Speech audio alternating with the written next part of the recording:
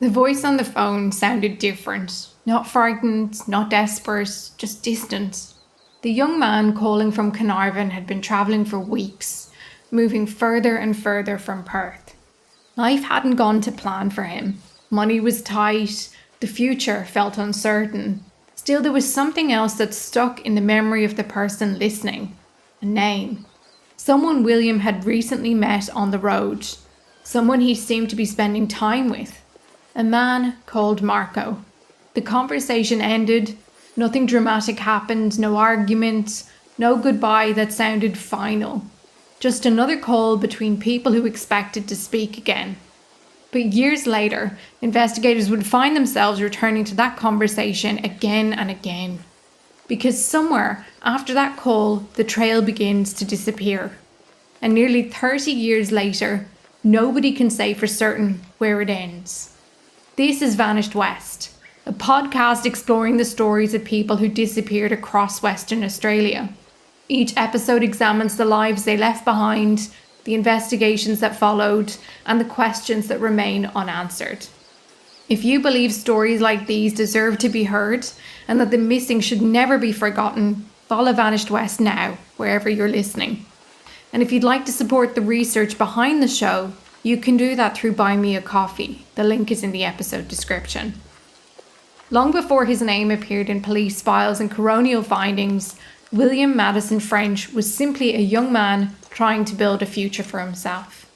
Born in South Africa in August 1973, William spent his early years there before eventually making the move to Australia. Like many migrants, the decision represented an opportunity, a chance to establish himself somewhere new and create a life of his own. Perth became home.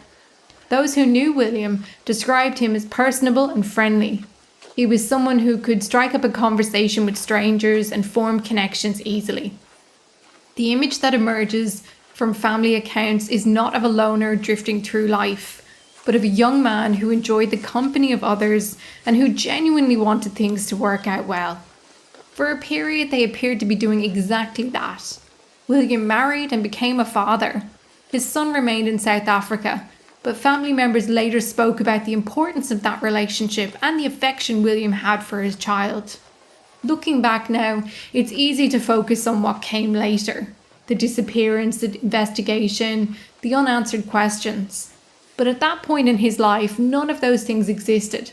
William was simply trying to navigate the same challenges faced by countless young adults. Relationships, responsibilities, financial pressures, and the uncertainty that often comes with trying to find your place in the world.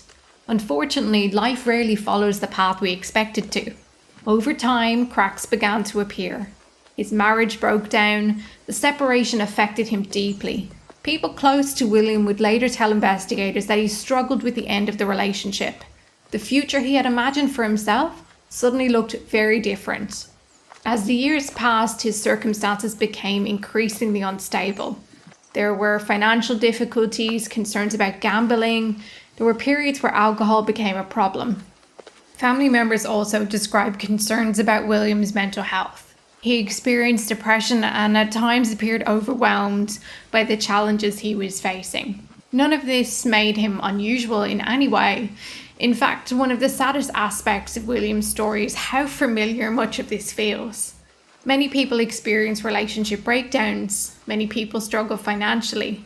Many people go through periods where they feel lost, isolated, or unsure of what will come next. Most eventually find a way forward. For William, however, those difficulties seem to compound one another. By the mid to late 1990s, the settled life he had once known was beginning to slip away. Accommodation became less secure, employment became inconsistent, and the structure that had once existed around him gradually disappeared. Yet, despite everything that was going on, there were still signs of optimism in his life. Family and friends did not describe someone who had entirely given up. Instead, they described a man who often seemed to be searching for opportunities, for direction, for a way to put his life back together. And as 1997 drew to a close, that search would take him far beyond Perth. What began as a journey north looked on the surface like another attempt at a fresh start. No one could have known it would become the beginning of a mystery that remains unresolved nearly 3 decades later. By 1997, William's life looked very different from the one he had imagined only a few years earlier. The breakdown of his marriage had left a lasting impact, and those closest to him could see the toll it had taken on him. Family members later described periods of depression, financial difficulties, and a growing sense of instability that seemed to touch almost every part of his life. The challenges did not arrive all at once. Instead, they accumulated over time. A relationship ended, money became harder to manage, accommodation became temporary, and future plans became less certain. As investigators would later learn, William had experienced periods where gambling had become a problem for him. There were also concerns about alcohol use.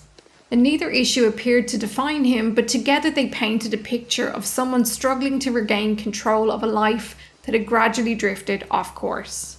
Despite those difficulties, William remained close to members of his family. They worried about him, but they had not abandoned hope that things would improve for him. And at times, William seemed to believe that too.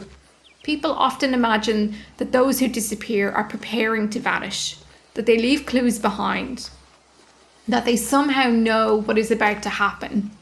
In reality, most missing persons cases begin in ordinary circumstances. A person continues living their life, they make plans, they travel, they speak about the future, then suddenly contact stops. Looking back, there is little evidence that William expected his story to end where it did.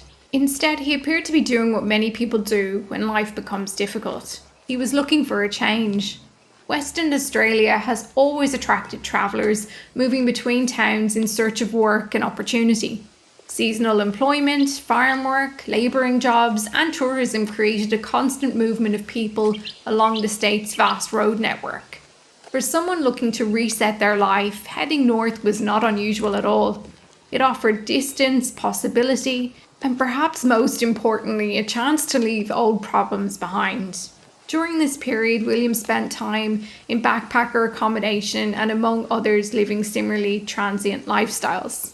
It was an environment where friendships could form quickly. People shared lifts, accommodation, meals, and travel plans. Names were exchanged, stories were told, then people often disappeared into the next town, never to be seen again. At the time, there was nothing remarkable about it at all. Nobody could have known that years later, investigators would be forced to reconstruct William's final months through fragments of information scattered across multiple states and territories. Witness recollections, bank records, accommodation records, telephone calls, small details that meant little at the time but would later become enormously important. As the end of 1997 approached, William began travelling further north. The distance between himself and Perth continued to grow. For his family there was concern, but there was also a degree of normality. William had been living an unsettled lifestyle for some time. Travelling itself was not unusual. What nobody realised was that they were moving closer to the point where certainty would end and questions would begin. And waiting somewhere further up the coast was a town called Carnarvon, a place that would become central to everything that followed. By the final months of 1997, William was spending more time on the road than in any one place. The exact route he followed during those weeks is difficult to reconstruct in full, but what emerges from witness accounts and later investigations is a picture of a young man moving steadily north through Western Australia, carrying little more than his belongings and the hope that somewhere ahead things might improve. For many travellers, the journey itself becomes part of the lifestyle. Days are measured by distances travelled rather than dates on a calendar. People come and go. Conversations happen over shared meals in hostel common rooms, at service stations and roadside stops. Some friendships last a few hours, others last a few weeks. Most disappear as quickly as they begin. William had become part of that world. The further north he travelled, the more reliant he became on temporary accommodation, the goodwill of others, and the chance encounters that often shape life on the road. It was during this period that he met a man he would later mention to people back home, a man known as Marco. At first, there was nothing particularly remarkable about the relationship. Travellers often pair up for practical reasons, sharing fuel costs, accommodation expenses, or simply having company during long stretches of road can make life easier. From the outside, Marco appeared to be just another traveller moving through Western Australia. Yet years later, when investigators began examining William's disappearance, this seemingly ordinary friendship would attract enormous attention, not because of what was known, but because of how much remained unknown. Who exactly was Marco? When had the two met? How much time had they actually spent together? And perhaps, most importantly, what happened after their paths crossed? At the time, nobody was asking those questions. William continued travelling. Family members remained in contact where they could. The conversation suggested a young man still trying to find his feet. His circumstances were far from ideal, but there was nothing to suggest he was about to disappear. What did concern some of those closest to him, however, was the direction his life seemed to be taking. The instability that had followed him for several years had not disappeared. Money remained a constant issue for him. Work was uncertain. His future seemed increasingly difficult to predict. For loved ones watching from a distance, there was an understandable desire for William to come home, regroup, and rebuild. Instead, he kept moving north. As Christmas approached, he arrived in Carnarvon. Today, Carnarvon is known as the gateway to the Gascoyne, a regional centre surrounded by vast distances and isolated stretches of highway. In 1997, it was exactly the sort of place where travellers frequently stopped before deciding where to head next. For William, it appeared to be another temporary stop, nothing more. Yet almost every significant question in this case eventually circles back to Carnarvon. Because by mid-December, something had changed. William was running short of money. His situation appeared increasingly precarious. And in the days that followed, he would make what is now understood to be one of the most important phone calls in the entire investigation. A phone call that would later be revisited by police, examined during the coronial inquest, and remembered by those who had spoken to him. At the time, it sounded like an ordinary conversation. Looking back, it became something else. It became one of the final confirmed links between William French and the people who loved him. Wednesday, the 17th of December 1997. And nearly 3 decades later, investigators would still be returning to the events of this day. Not because it contained obvious signs of violence, not because there were dramatic witnesses or clear evidence of any crime, but because it represented the final point where William's movements could be established with any real certainty. At some stage that day, William attended Focus, a welfare organisation in Carnarvon that provided assistance to people in need. Staff spoke with him and provided a food voucher that could be redeemed at Woolworths.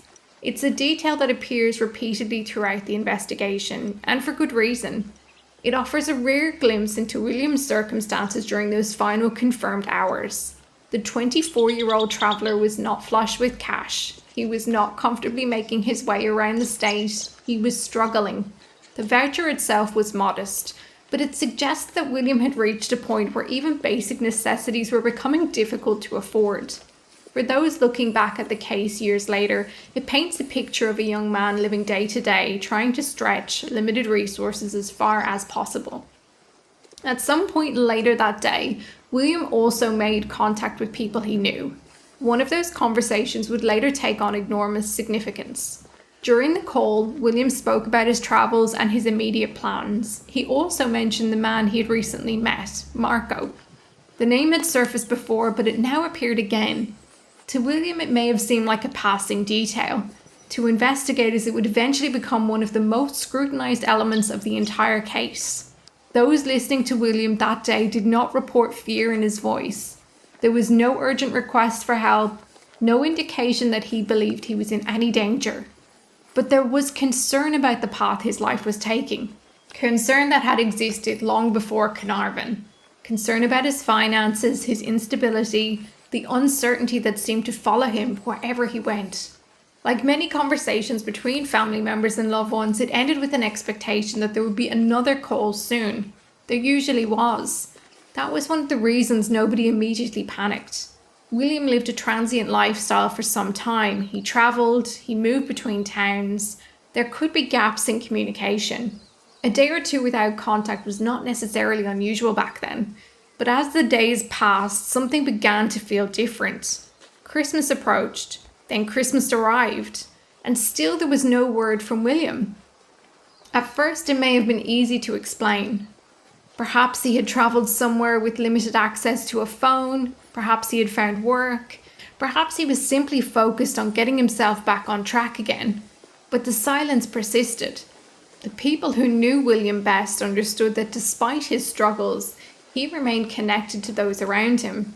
He was not known for simply cutting everyone out of his life without explanation. As concern grew, attempts were made to locate him. Calls were made, inquiries were made. People tried to establish where he had gone after Carnarvon. The answers are frustratingly scarce. No confirmed sightings emerged. No reliable witnesses could place him elsewhere. No one seemed to be able to explain exactly what had happened after the 17th of December, 1997. For investigators, this would become one of the most troubling aspects of the case. Human beings leave traces. They make phone calls. They withdraw money. They check into accommodation. They speak with other people. They leave evidence of their existence behind. Yet after Carnarvon, William's trail seemed to dissolve into uncertainty. And as family members searched for explanations, they were forced to confront a possibility nobody wanted to consider. What if William wasn't simply travelling? What if something had happened to him? What if the phone call from Carnarvon had been one of the last conversations he would ever have? At that stage, nobody knew. The search for answers was only beginning. When William failed to make contact, concern did not immediately turn into alarm. Like many people living transient lifestyles, he could occasionally go periods without speaking to family or friends. Travelling between regional towns often meant limited access to phones, irregular accommodation, and long stretches of road where communication was difficult. At first, those who cared about him hoped there was a simple explanation. Perhaps he'd got work, moved to another town. Perhaps he would call in a few days and reassure everyone he was fine. But as the days became weeks, optimism slowly began to give way to worry. Christmas had come and gone, the new year arrived, still there was no contact. No phone calls, no letters, no unexpected appearances, nothing. For William's family, the silence felt increasingly unnatural. Despite the difficulties he had experienced in recent years, he remained connected to the people around him. Relationships may have become strained at times, but he had not disappeared from their lives before. The absence of contact began to stand out. Eventually, concerns were raised with the police. What followed was a challenge familiar to many missing persons investigations. The first question investigators needed to answer was deceptively simple. Where exactly had William gone after Carnarvon? The problem was that nobody seemed to know. There were no confirmed sightings, no witness could reliably place him in another town, no clear travel itinerary existed. The lifestyle William had been living made every step of the investigation more difficult. Unlike someone who leaves behind a stable routine, a permanent address, and a predictable pattern of behaviour, William had been moving between locations, accommodation, and social circles. Tracking his movements required investigators to piece together fragments from multiple sources. Every conversation became important, every receipt, every record, every possible sighting. Police began examining where William had been, who he had spent time with, and what plans he may have been discussing before contact was lost. Again and again, they found themselves returning to Carnarvon. And again, they encountered the same problem. After the 17th of December 1997, certainty vanished. There were possibilities, rumours, and fragments of information, but there was very little investigators could prove. For William's family, the situation was agonising. Days became months, months became years. Each passing anniversary brought the same unanswered questions. Where was William? Why had he stopped contacting the people who loved him? And if he was alive, why had nobody heard from him? As police continued searching for answers, another mystery began slowly emerging. At first, it appeared to be little more than an administrative anomaly, a record that didn't quite make sense, a detail that just seemed out of place. But the deeper the investigators looked, the stranger things became. Because while William himself appeared to have vanished, traces of his identity were beginning to surface in places where he should not have been. And those traces would lead investigators back to a name that they had heard before: Marco. As the weeks stretched into months, investigators faced a frustrating reality. They weren't finding William. They were finding traces of his life.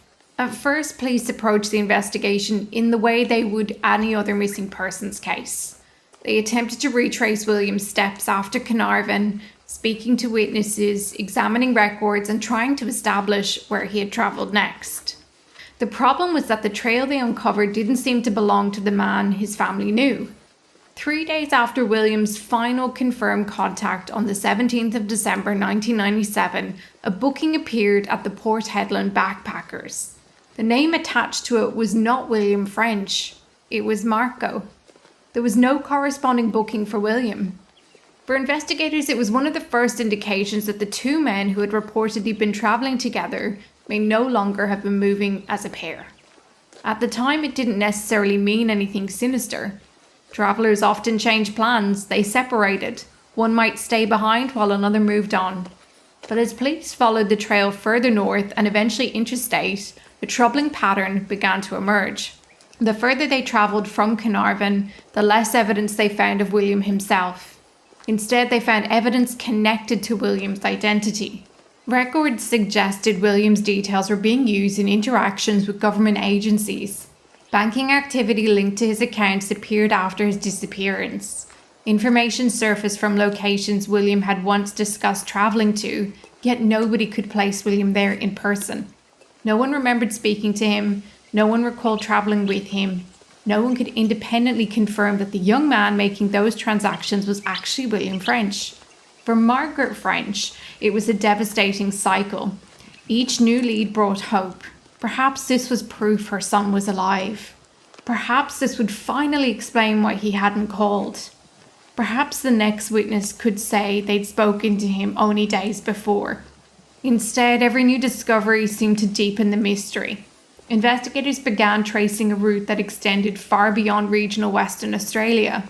The trail led towards towns and cities separated by thousands of kilometres.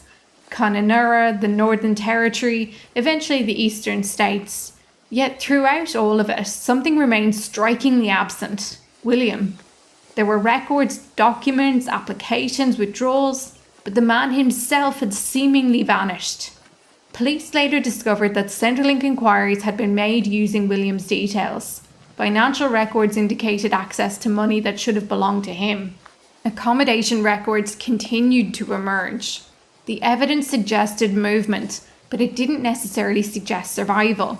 The distinction became increasingly important. The further investigators followed William's identity, the more they began to wonder if they weren't following William at all.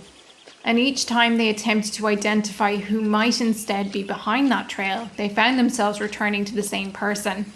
The travelling companion William had mentioned during one of his final conversations. The man his mother knew only as Marco. By now, investigators understood this was no longer simply the story of a young traveller who had gone missing. It had become something far stranger. Because while William French appeared to disappear from the world altogether, someone else seemed to continue moving through it carrying pieces of his life. And before long, the mask that person had been wearing would begin to slip. By this point in the investigation, one name had begun appearing with increasing frequency: Marco. It was the same name William had mentioned during conversations with those closest to him. The name attached to the man he had reportedly been travelling with during those final weeks of 1997. At first, there had seemed to be nothing remarkable about him. Western Australia's backpacker hostels are transient places. People arrive carrying everything they own in a single bag. Friendships are formed over shared meals, cigarettes outside common rooms, and conversations about where to head next. People offer lifts, they split accommodation costs, they look out for one another. Then they move on. When William first crossed paths with Marco, nobody had any reason to believe his friendship would become central to a coronial inquest years later. Investigators eventually established that William and Marco had met at Lantara Lodge in Northbridge. Their rooms were directly opposite one another. Hostel staff remember seeing the two men spending time together, talking and socialising. It appeared that they had struck up an easy companionship. William, who had been searching for direction and trying to rebuild his life, seemed to enjoy Marco's company. Margaret French would later recall conversations with her son about the man he'd met recently.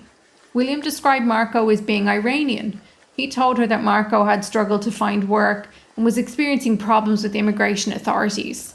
He also suggested Marco had been in trouble with police over something serious, although the details remained vague. At the time, Margaret had no reason to remember those comments in extraordinary detail. Parents often hear snippets about the people their adult children meet. A new friend, someone from a hostel, a travelling companion. There was nothing to suggest this man would become one of the most significant figures in the investigation into her son's disappearance. As police began digging deeper, however, they discovered Marco wasn't necessarily who he claimed to be. The man William knew as Marco was eventually identified as Miro Petrovich Dragovich, and that revelation opened the door to a series of disturbing discoveries. Investigators learned that Miro had used multiple identities throughout his life. Different names, different histories, different versions of himself depending on who was asking the questions. It wasn't simply a case of someone using a nickname while travelling. Deception appeared to be woven into the fabric of how Miro moved through the world. For investigators, this presented an enormous challenge. How do you establish the truth about a man who repeatedly changes the story of who he is? Which version of events can be trusted? Which documents are genuine? Which statements are accurate? And which identity, if any, reflects the real person underneath it all? As police worked through witness accounts and records, the contrast between the two men became increasingly stark. William French had been trying to piece his life back together. He remained connected to family despite periods of instability. He had people who worried when he failed to call, people who searched when he disappeared. Miro, on the other hand, seemed remarkably adept at becoming someone else, reinventing himself, adapting, moving on. It's tempting to look back with the benefit of hindsight and imagine that there must have been warning signs, that William should somehow have known this friendship would end badly. But the truth is often much less dramatic. Two men met in a hostel, they spent time together, they travelled north. One of them would never be seen again. The other continued moving through the world. And as investigators closed in on the truth about who Miro Dragovich really was, they were about to discover that the identities he had already used were only the beginning, because the man William knew as Marco wasn't finished becoming someone else. By the late 1990s, investigators had begun to suspect that the trail they were following belonged not to William French, but to someone moving through Australia under William's name. Then, in 1998, that suspicion collided with reality. In Sydney, police encountered a man identifying himself as William Maddison French. On the surface, it appeared to be a breakthrough, the one everyone had been waiting for. William had been found, except he hadn't. As inquiries continued, the story quickly began to unravel.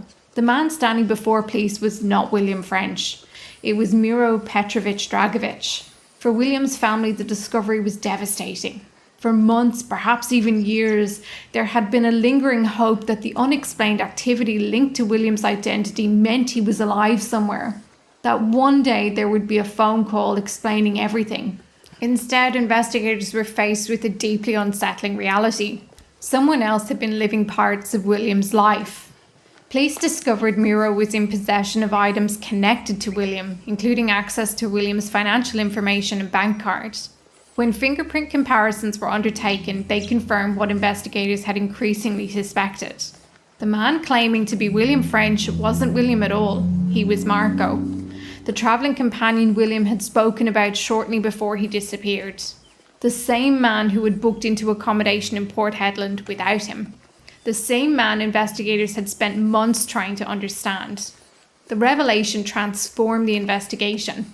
Until that point, Miro had been a person of interest, operating at the edges of the story, a possibility, a concern. Now he stood firmly at its centre. Yet even then, the answers remained elusive. Because while police had established that Miro had used William's identity, they still could not answer the question that mattered most. What had happened to William himself? There was no body, no crime scene, no eyewitness accounts placing the two men together after Carnarvon, No confession, no direct evidence explaining how William's life had ended. The discovery raised as many questions as it answered. When had Miro begun using William's identity? Did it happen immediately after William disappeared? Had William been alive when it began? Or had Miro already known that William would never reclaim the life that was being lived in his name? Those questions would echo throughout the coronial proceedings years later. Because while investigators could prove deception, deception itself was not proof of murder. Still, one fact had become impossible to ignore. The young traveller who had called home from Carnarvon had vanished without a trace, and the man he knew as Marco had been found carrying pieces of the life William left behind. For many people following the case, that discovery seemed to answer everything. For investigators, it answered very little, because Miro Petrovich Dragovich wasn't finished rewriting his own story. Even after being unmasked in Sydney, he would continue moving through the world under borrowed names. And the further police followed him, the stranger the story became. If the story had ended with Miro being exposed in Sydney, it would have been extraordinary enough. A missing man, a travelling companion found using his identity, questions that investigators couldn't answer. But Miro's story didn't end there. Instead, it became even stranger. After being identified by police, Miro was charged with offences relating to the use of William French's identity. Yet even as authorities attempted to unravel what he'd done, Miro continued doing what he appeared to do best. He reinvented himself. At some point after being granted bail, Miro disappeared. He failed to appear as required and effectively vanished from the authorities pursuing him. Once again, he became someone else. Using legal processes and fraudulent representations, he adopted another identity, Peter Morgan. It wasn't simply a nickname used while travelling. This was a new name, a new version of himself. Investigators later uncovered evidence that Miro had obtained official documentation under this identity, including a passport that allowed him to leave Australia altogether. While William French's family remained trapped in uncertainty, searching for answers about what had happened to their son, brother, and father, the man at the centre of their suspicions had crossed international borders. The contrast is difficult to ignore. William's life had seemingly stopped in December 1997. Miro's kept moving. He travelled to New Zealand. Eventually, however, his past did catch up with him. Authorities located him and he was imprisoned in New Zealand before being extradited back to Australia to face charges.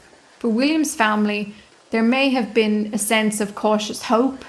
After years of wondering where Miro had gone and what he knew, perhaps this would finally be the moment the truth emerged. Perhaps the investigators could learn what happened after Carnarvon. That moment never came. Miro was prosecuted and convicted for offences connected to the misuse of William's identity, financial matters, and false statements made in obtaining travel documents. Those convictions established something important. They proved that Miro had lied. They proved he had deliberately assumed identities that were not his own. They proved that William French's name had been used by another person after William disappeared. But they did not prove what happened to William. The questions that haunted investigators from the beginning remained stubbornly unanswered. Where was William? How had he died? When had he died? And what exactly had Miro known? As the years passed, Miro served his sentence and was eventually released from prison.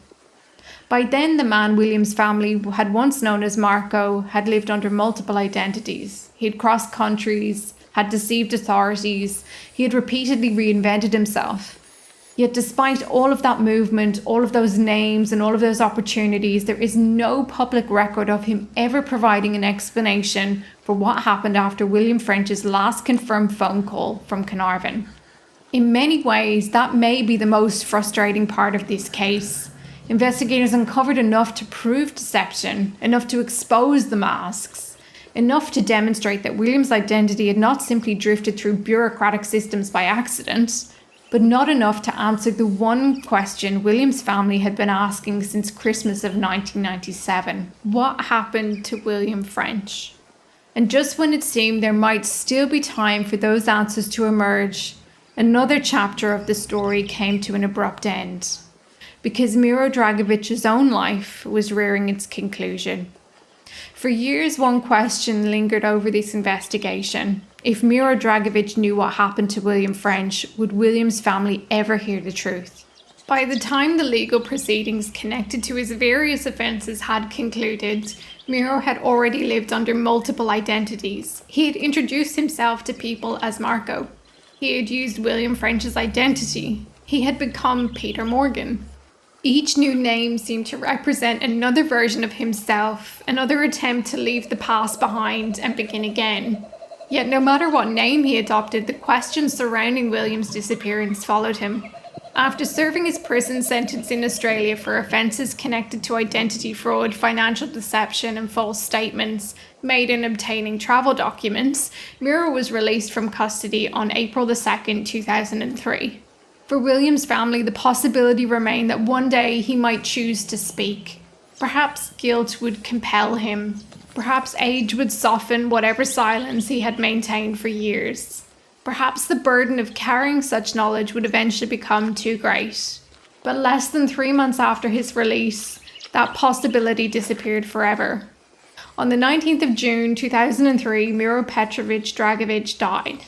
He was just 40 years old, and even in death, that pattern he had followed throughout his adult life remained.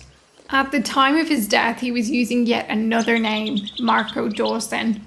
It's a detail that almost feels fictional. The man William knew as Marco, the man investigators later identified as Miro Dragovich, the man who had called himself Peter Morgan, died under the name Marco Dawson. For some people, that fact reinforces their belief that Miro was responsible for William's death. For others, it represents a missed opportunity. If Miro knew the truth about what had happened after William's final confirmed phone call from Carnarvon, he never shared it publicly. There was never a confession, no deathbed admission, no letter left behind to explain the years of deception or answer the questions that had haunted William's family since Christmas of 1997. Instead, Miro took whatever knowledge he possessed to his own grave. And in doing so, he left William's loved ones exactly where they had begun, without certainty, without a final resting place, without knowledge of what had happened during those missing days at the end of 1997. It's difficult not to wonder what might have been different had Miro lived longer. Would he have eventually spoken? Would advancing age have changed anything? Or would William's family have endured the same silence regardless? Those are questions no one can answer. What remains is this. One young man travelled north searching for a fresh start. Another continued moving through the world beneath borrowed names. One vanished without a trace. The other died carrying whatever truth he held. And nearly 3 decades later, William Maddison French has still never been found. When the inquest into William French's disappearance finally commenced, more than 16 years had passed since anyone could confidently say they'd seen him alive. 16 years of birthdays, 16 years of Christmases, 16 years of waiting for a phone call that never came. For William's family, the inquest represented something they had fought tirelessly to achieve. It was an opportunity to place years of police investigations, witness statements, financial records, and unanswered questions before an independent coroner in the hope that finally some certainty might emerge. The coroner's task, however, was not to solve every mystery. It was to determine what conclusions could reasonably be drawn from the evidence. And in William's case, the distinction between suspicion and proof would become critically important. The first question was perhaps the most painful. Was William French still alive? After considering the evidence, the coroner concluded he was not. The complete absence of any verified contact with family, friends, or authorities after December 1997 weighed heavily in that decision. There had been no confirmed sightings, no attempts to reconnect with loved ones, no indication that William had established a new life elsewhere. The young man who had remained in contact despite periods of instability had simply ceased to exist in any verifiable sense. The coroner found that William Maddison French had died. For his family, it brought a devastating form of finality. Hope, however fragile, had officially been replaced by grief. Yet the finding immediately gave rise to another question. How had William died? On that issue, the coroner could not provide an answer. William's remains have never been located. No crime scene was ever identified. No witness came forward describing violence. No forensic evidence existed to explain precisely what occurred after William's final confirmed movements through Carnarvon. The cause of death could not be determined, neither could the exact date. Then the inquest turned to the man who'd come to dominate the investigation, Miro Petrovich Dragovich. By this stage, the evidence surrounding Miro's conduct had been explored in considerable detail. The use of William's identity, the banking activity, the aliases, the passport offences, the lies, the years spent reinventing himself under different names. Taken together, they painted a deeply troubling picture. And then came one of the most significant findings in the entire case. The coroner concluded that the only reasonable inference available from the evidence was that Miro knew William French was dead. It's a statement that stops you in its tracks. Not suspected, not possibly believed. The only reasonable inference. Miro knew William was dead. For many people following the case, that finding seemed to answer everything. Surely if Miro knew William was dead, he must have been responsible for his death. But this is where the law demands something many of us struggle with emotionally: evidence. The coroner went on to find that there was insufficient evidence to determine that William had died as a result of any act or omission by Miro Dragovich. There was insufficient evidence to conclude murder, insufficient evidence to conclude manslaughter, insufficient evidence to determine precisely what role, if any, Miro played in William's death. The distinction is frustrating. It can even feel contradictory. How can someone know another person is dead, yet there be insufficient evidence to establish how they came by that knowledge? The answer lies in the limits of the evidence itself.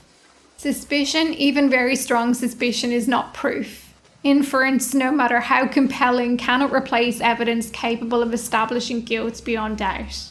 And so, after 16 years of investigation, thousands of hours of police work, and a detailed coronial examination, the inquest ultimately delivered two truths that now sit side by side. William French is dead, and Miro Dragovich knew he was dead. Everything beyond that remains unresolved. How William died, where he died, when he died, whether another person caused his death. Those answers were not found in the coroner's court.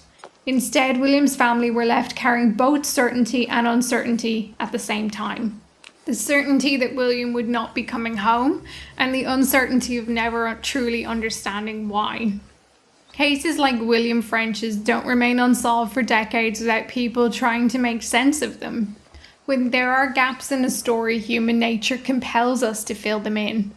We look for patterns, weigh possibilities, we try to build an ending from fragments left behind. Over the years, William's disappearance has been discussed in newspaper comment sections, missing persons websites, online forums, and social media groups. Some people have approached the case cautiously, acknowledging the limitations of evidence. Others have expressed absolute certainty about what they believe had happened. It's human nature to want to fill those gaps with theories, but nearly 3 decades later, the theories continue to grow. Because until the missing pieces of William's story are found, people will keep searching for an ending that still doesn't exist yet. I debated whether to include this comparison at all, because William French wasn't a character in a novel. He wasn't the twist in a thriller. He wasn't a fictional device created to entertain an audience for 2 hours before the credits rolled. He was a real person, a son, a father, a friend, a young man trying to rebuild his life after a series of setbacks that, for many of us, are painfully familiar. But as I researched this case, I found myself thinking about a book I read years ago and the film adaptation that followed, Taking Lives. And for those unfamiliar with it, the story centres around a person who moves through the world by assuming the identities of others, wearing borrowed names, stepping into lives that don't belong to them, reinventing themselves over and over again. It's unsettling because identity isn't just paperwork. It's not simply a passport. It's not a bank card. Identity is memory. It's the stories our family tell about us. The people who know how we take our coffee, the friends who remember our terrible jokes, the way our names sound when spoken by the people who love us. It's the proof that we were here. In fiction, that idea becomes thrilling, disturbing, yes, but thrilling, because fiction promises resolution. Eventually, the detective pieces it all together. The villain is unmasked, the questions are answered, the audience leaves with certainty. Real life doesn't always offer that comfort. William's family didn't receive the ending audiences expect from stories like Taking Lives. There was no dramatic confession, no courtroom revelation, no moment where somebody finally stood up and said, "This is what happened." Instead, they were left with something infinitely harder to live with. A coroner who concluded that William had died, a finding that another man knew he was dead, and the devastating reality that the truth of what had happened in those final days may have died with him. I think that's why this case lingers. Not because of the aliases, not because of the passport fraud, not because the circumstances sound stranger than fiction. It lingers beneath all of those extraordinary details in something heartbreakingly ordinary. A family wanting answers. A mother who never stopped fighting for her son. People who simply wanted to know where William was and what happened to him. Nearly 30 years later, they still don't have those answers. And somewhere between Carnarvon and the decades that followed, William French became more than a missing persons case. He became a reminder that sometimes the most difficult mysteries aren't the ones we can't solve. They're the ones where we come painfully close to the truth, only to realise the final piece of the puzzle may never be found. William Maddison French has never been brought home. His family never received the ending they deserved. And perhaps the greatest tragedy of all is that after everything uncovered by investigators, the simplest question remains unanswered. What happened after William's last call from Carnarvon? If you have any information relating to the disappearance of William Maddison French, no matter how insignificant it may seem, you can contact Crime Stoppers on 1-800-333-000 or make a report online through the Crime Stoppers website. Nearly 3 decades have passed since William's last confirmed call from Carnarvon. Time changes memories, it changes landscapes, people move away, relationships shift, and details once thought unimportant can suddenly take on new meaning. Perhaps someone remembers a conversation they dismissed at the time. Perhaps someone recognizes a name. Perhaps someone has carried a piece of the story for years without realizing its significance. William's family have lived with unanswered questions since Christmas of 1997. Questions no family should have to carry alone. As always, I encourage you to approach cases like this with compassion. It's natural to have opinions and it's natural to speculate. But behind every theory and every headline are real people who continue to live with the consequences of not knowing. Until next time, stay kind, stay curious, and never forget those who vanished from the West.